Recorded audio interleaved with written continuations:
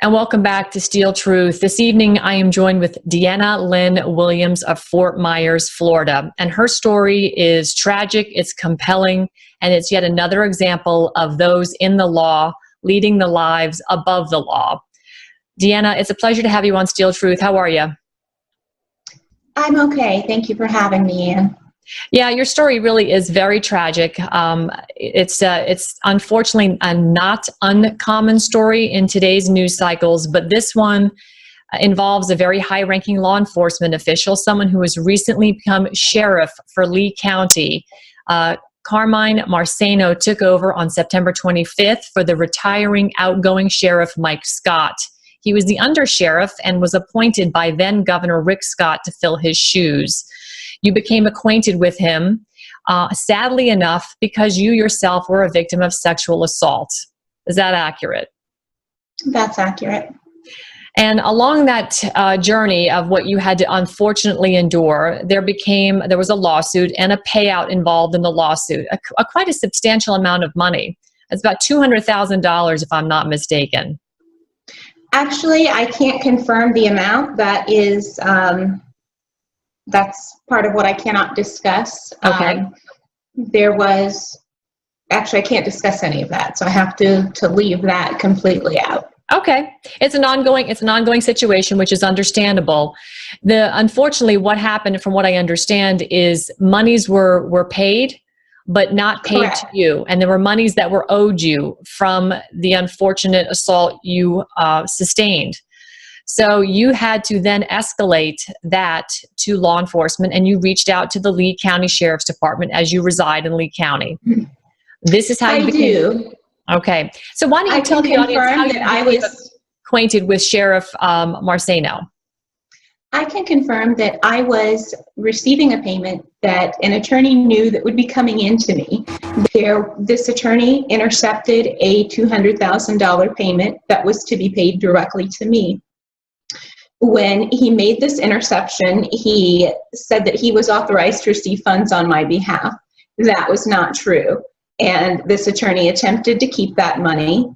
I asked him to I demanded that he immediately return the funds to me.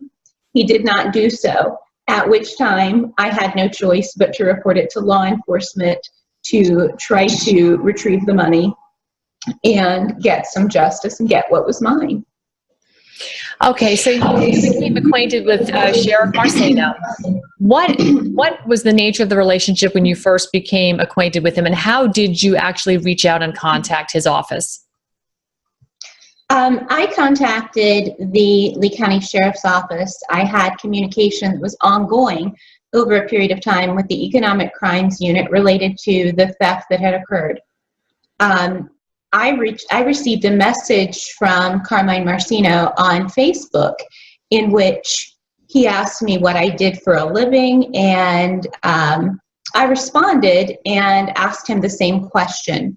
He told me that he was in law enforcement and he was a part-time realtor. And I said, I mentioned the economic crimes case, and I said, I hope you don't work for Economic Crimes Unit, and asked which department he worked for.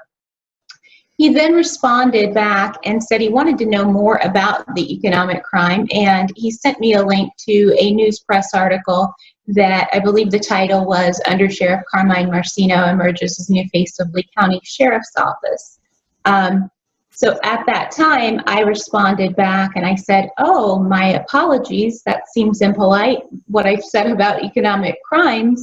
I guess that is your department. And he said he wanted to know more, and he wanted to understand my frustration and help me get to the bottom of what was going on in the economic crimes case. He messaged me his phone number and asked me to text him a good time to call. Okay.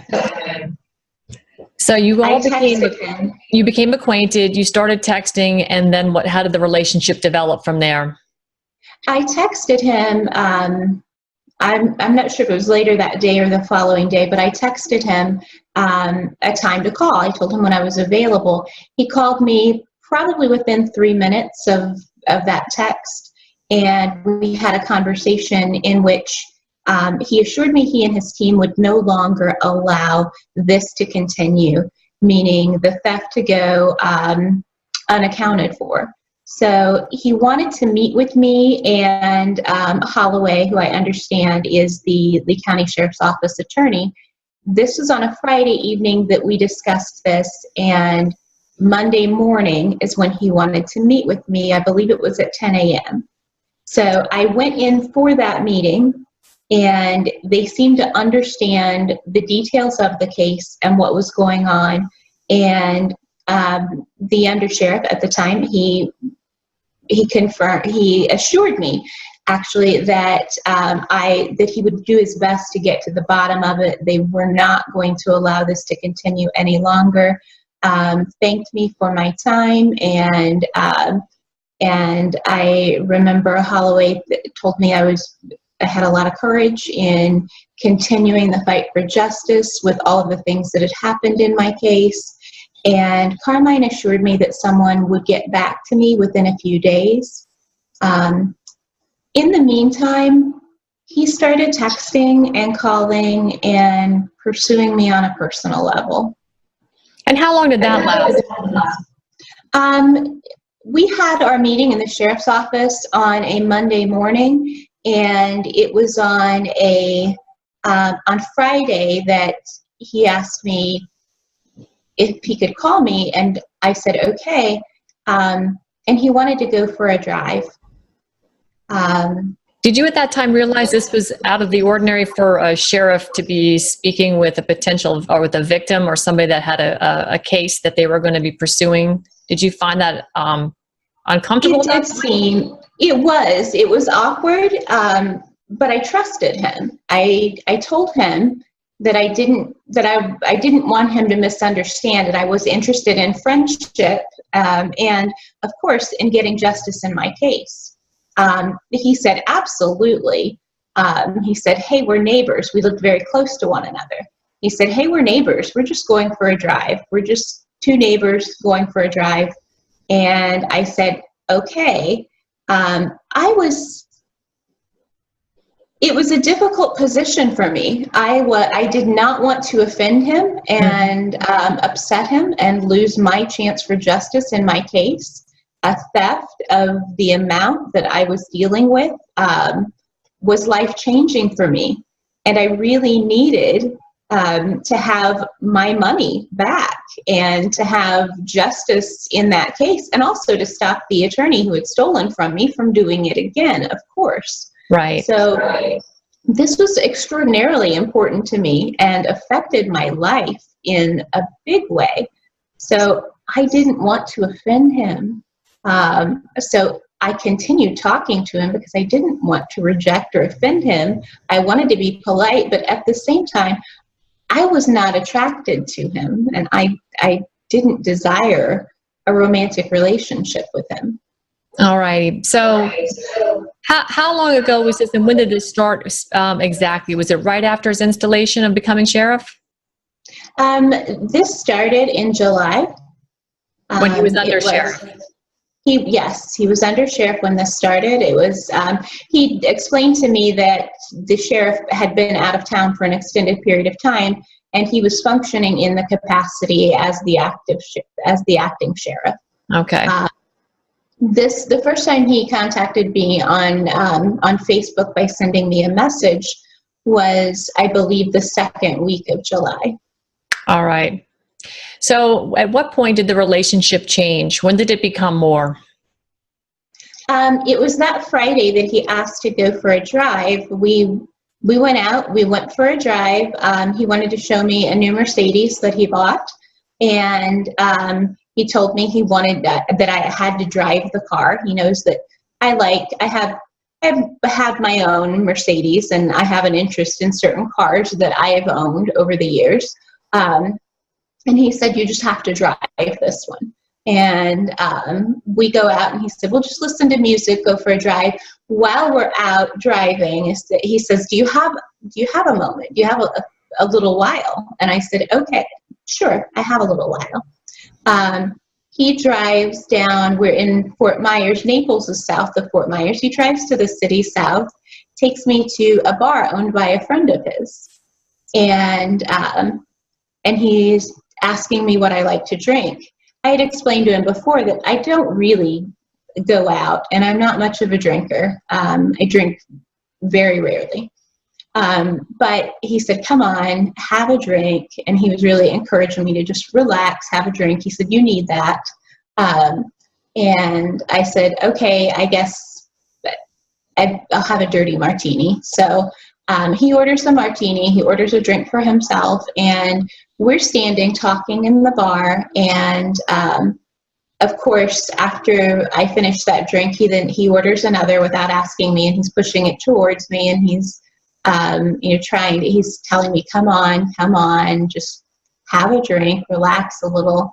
So I did, and I trusted him, and I know that he knew the underlying case was a case of a very sensitive nature, and I never imagined that he wouldn't respect my boundaries. I completely trusted him. I believed he had a good reputation within the community, and I had no idea he would attempt to cross the line. I had had part of the second martini. We were kind of watching people dance and laughing. Some of the dance moves, it was a little funny. So we're laughing and watching, and then I'm feeling the effects of the second drink, and he's touching me at that point. And it seemed to go, it was a little bit of a blur, and it went from him touching me to he's then kissing me. And as we're in the bar. And at that point, I was feeling a little bit, I guess, tipsy, for lack of a better term, a little bit foggy, kind of off balance. And he was standing close to me and kind of steadying me a bit. And I remember we were there for a period of time. He kissed me several times, and my memory is just that I was somewhat surprised that was happening, and we then left shortly after. Of course, I drive, so he drives us. We sit outside the bar for a little while and continue to talk, and he drives me eventually back to Fort Myers. Okay. And he tried to get me to go back to his house with him, and I was not open to that. I didn't.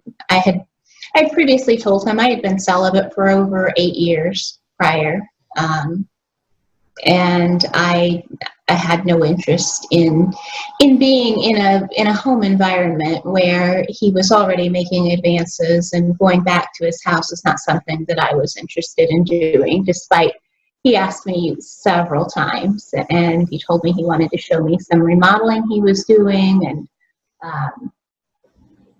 he really tried to convince me to go back, but I resisted, and eventually that night ended. I believe I went home. It was sometime after 4:30 a.m. that I ended up at home. When was the next time you saw him? He continued to text me the following morning and call me, and he wanted to meet with me then. He said he wanted to have P.F. Chang's and hang out at the house, and he said it was Shark Week. He wanted to watch Shark Week, show me his house, the work that he was doing on his home, get my opinion on some things that he was doing. And I told him that we were both adults, and that's not something I do, and we both know where that kind of thing leads, and I wasn't interested in that. And what happened the night prior was not something that would have happened had I not had a drink. There's no way that I wouldn't have allowed him to kiss me under any circumstances. So you had full recollection of what happened the night previously? I did. I had some recollection of it, and it was, there was an ongoing period of time in which he was, right. In which he was making advances physically. So when did this escalate to the point of a sexual encounter to which now you are carrying his child, you claim? Correct. Okay. Yes. Yes, there's no other biological possibility. I had been celibate for 8.5 years before I met Carmine. So there is not another option. So at what point did it escalate to that? And what was that encounter? Was that a good encounter for you or not? The following day, he contacted me. He wanted to see me Saturday, and I declined to see him on Saturday.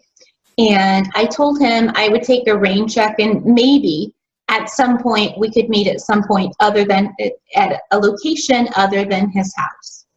And he called me on Sunday, sometime Sunday morning or Sunday afternoon, and he asked me to go to dinner with him at the Cheesecake Factory in Naples, and explained that it was his dad's birthday. He wanted me to meet his dad and stepmom and go out to dinner with them. And I thought, wow, okay. This is all within the first week of meeting him. Right. Wow. And he is fully aware of the case that you brought forth, what you went through, and he is inserting himself personally into your life now. Yes. Okay. He pursued me aggressively. I was reluctant. He was very persistent. How long did the pursuit go before there became the encounter that resulted in pregnancy? That was several weeks later. Okay. And when did you tell him that you were pregnant? I was out of town. My father became very ill, and I was in Indiana visiting my father, who had an adverse reaction to chemotherapy that was almost fatal. So I wasn't feeling well, and I had suspected that I might be pregnant before I left town. I did test and confirm the pregnancy while I was in Indiana. What did you do at that point when you discovered you were pregnant? Did you call him immediately, or did you wait till you returned home?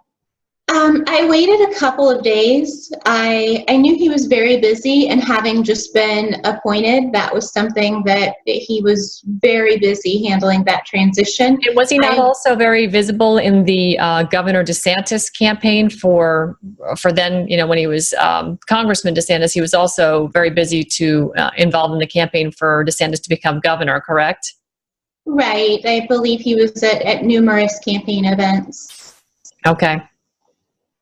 All right. So when you return and you tell him, what is his reaction? I actually told him while I was in Indiana.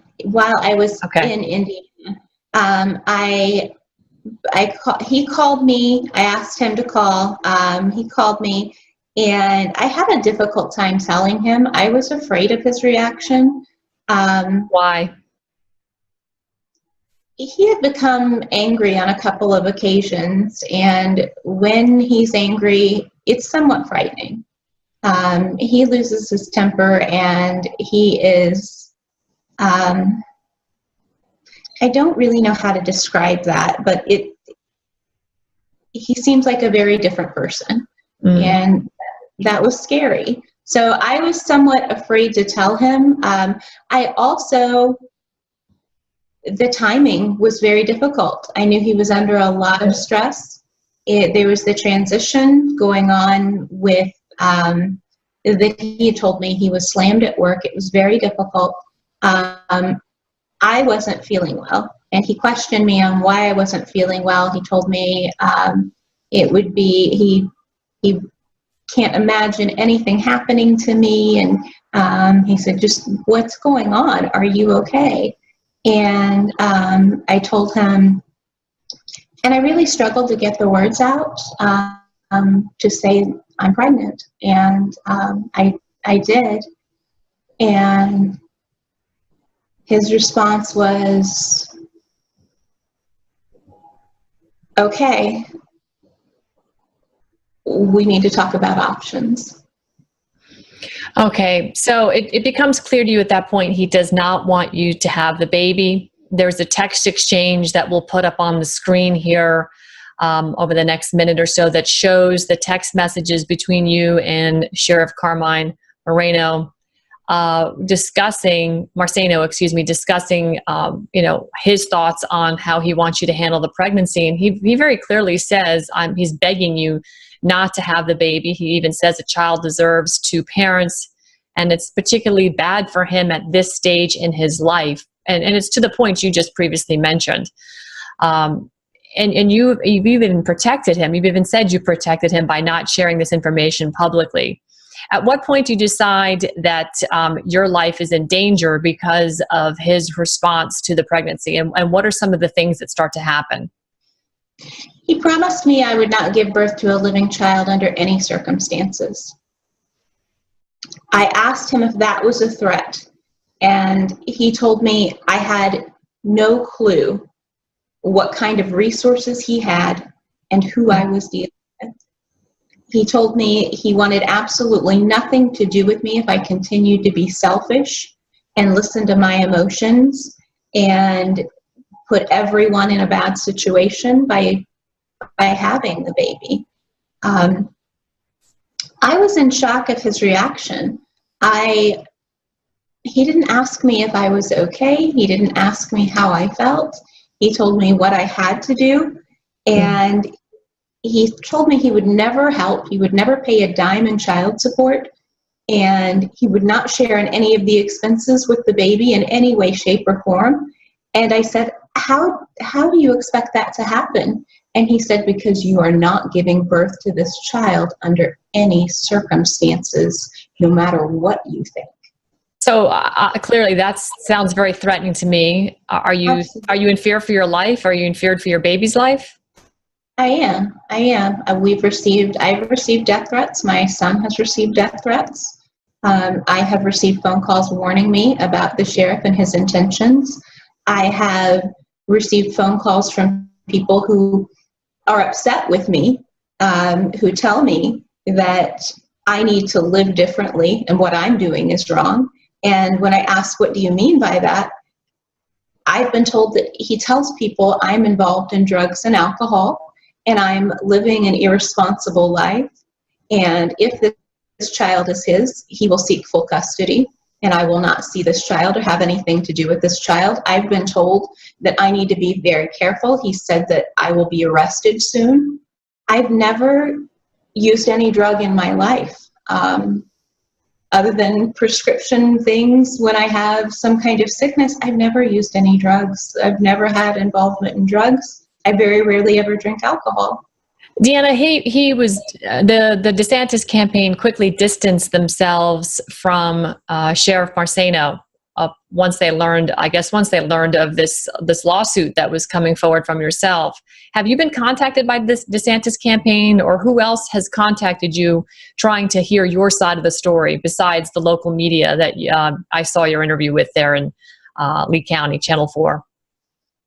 There has been contact with with the previous governor, with Rick Scott's office, and also with the DeSantis office. Okay. And I'm not at liberty to discuss the details of that communication. I understand that Governor DeSantis, as I've witnessed down here in Florida, has been cleaning house recently with the suspension of Sheriff Scott Israel, Supervisor of Elections Susan Booker, some school board superintendents have also been suspended. Do you believe that Sheriff Marceno is at the same risk of suspension based on what's happening with your case at this moment? I can't speak specifically to that issue. I am hopeful that Governor DeSantis will continue to support me and other crime victims and not allow this type of behavior to continue. I would agree. What do you intend? What do you hope to see happen here? What would be the most desired outcome at this point for all parties involved? My ultimate goal is to live a normal life again. I've lived in hiding for a period of time. I have been told that I'm being followed and watched, and And my son's information has ended up online. This is information regarding his class schedule, the school he attends. Only the sheriff knew that information. The sheriff was in contact with my son, and he said he was trying to help my son get a job. So he asked about my son's schedule. He knew my son's schedule, and I knew it. And that information ended up on the internet, his location, his schedule. And I believe that the sheriff did that to Unbelievable. That is absolutely unbelievable. My goodness. Do you have, right now, are you safe where you are now? I don't know. I very rarely, I don't go out much. I stay in hiding. I'm afraid. I think his threats are, if his threats are true, I don't know what he plans to do. It's a fairly small area. It is far too easy to run into him, and I don't want that to happen. I know that he has a team of supporters. There are a lot of good people in Lee County and surrounding areas who believe he's a good person, who believe the image that we see, who don't know him on a personal level. Yeah. He also has supporters. He has those who are employed by him who are afraid that if his secrets come out, that he will lose his job. And if he loses his job, they also lose their jobs. The backlash has been tremendous. I have been called names like I never have before. False stories have been planted and have even run in the local newspaper and in online articles. He's undertaken a smear campaign against me, and it has been very damaging. It's been devastating. I am recognized when I go out. I've had people speak to me about it. I've also had numerous women who have contacted me and have told me of similar experiences with him, with his pursuit of them sexually. Wow. You know, these types of stories, sadly enough, Deanna, are all too common. It just goes to show it doesn't matter Republican, Democrat. There is corruption, there's law breaking, lawlessness, and essentially I don't know how else to put it except that he's using his power to bully you into silence and try to bully you into not having this child. When is your child due? In the spring. Okay. Do you know if you're having a boy or girl yet? I'd rather not say. Okay. And is the pregnancy going well? I mean, healthy-wise, are you healthy? The baby healthy? It is very difficult. It is very exhausting. It is emotionally taxing. It is an extraordinarily difficult position to be in. Emotionally, this is one of the tougher things I've ever faced in life. And I want my family to be safe and okay. That's my goal. It's just to live a normal life again. I would like a chance at justice in my case. I have not been able to achieve justice in my case. I have not been able to get return phone calls from the state attorney's office. The state attorney is actively campaigning with the sheriff and is one of the sheriff's closest friends. So all of my avenues for justice have been cut off, and my life has been turned upside down. I've paid a very dear price for trusting someone that I believed was absolutely trustworthy. I completely trusted him. Of course, I regret that now. Yeah. I just want to put my life back together. I love my children and family more than anything. I would like to work on behalf of crime victims, do what I'm passionate about, and take care of my family and live a normal life and be safe. I think everyone deserves to report a crime to law enforcement and trust law enforcement officials not to further take advantage of you. I think everybody in the audience would agree with you on that point, Deanna. Unfortunately, what we've witnessed is law enforcement, even from the very top, the FBI has been full of dishonest people at all levels, but mostly at the top. So I'm very sorry you're enduring this. I certainly wish you that, well. I wish your baby well, that you have a healthy pregnancy and you have a healthy child going forward, and that you do find restitution, not only for this situation, but the previous problem that you had that brought you to the sheriff for help. And you now find yourself in this situation. Thank you very much. I appreciate my friends and family who have stood by me through this. It's been an extraordinarily difficult situation, even for friends and family who feel threatened and targeted as well for providing support and standing by me. They fear retaliation also. So I am tremendously thankful for everyone who stood by me, and I just hope to get back to normal life. Well, we hope that for everybody involved as well. Thank you so much for joining. And folks, we'll be right back after this quick break. We've been with DeannaWilliams out of Fort Myers, Florida. Stick with us.